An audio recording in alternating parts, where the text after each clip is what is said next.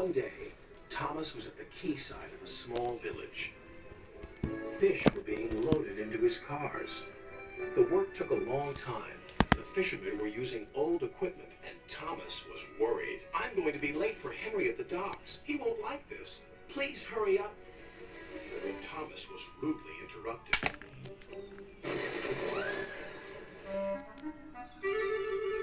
His driver and fireman laughed. Phew, sniffed Thomas. What a palm! He was glad when they were speeding along the beautiful coastal run. And they saw a man waving a red flag. What's the matter now?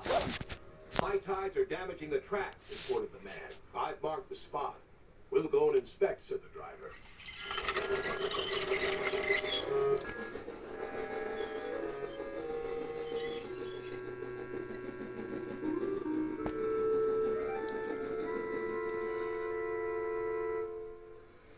It would be dangerous for heavy engines like Henry, agreed the driver.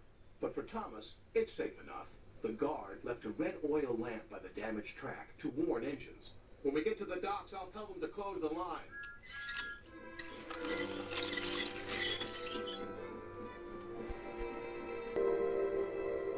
Henry was waiting for Thomas's cars.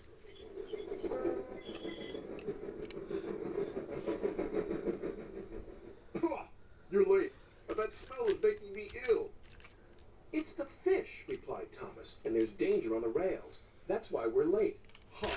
You're the only danger on the rails, Thomas. Now stop wasting time and get your cars hitched to my train. Thomas's driver and fireman were in the yardmaster's office. Heard Henry's whistle. He was steaming out of the station with his long, heavy train, going flying quicker.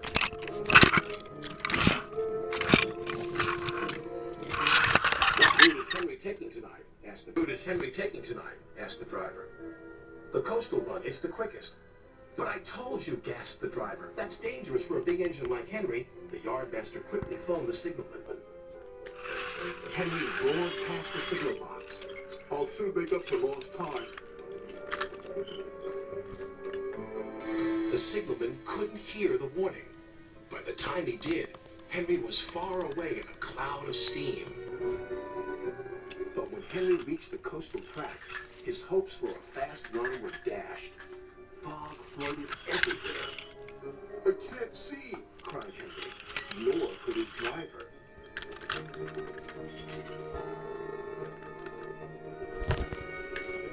And when he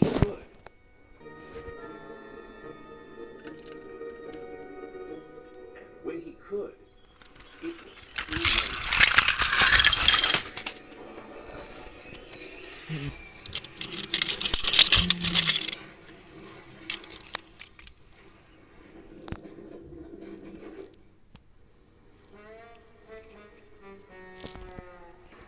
As soon as the tide was high enough, Henry was craned out of the water. Engines don't swim, Henry. You were meant to deliver fish, not swim with them. You should know that by now.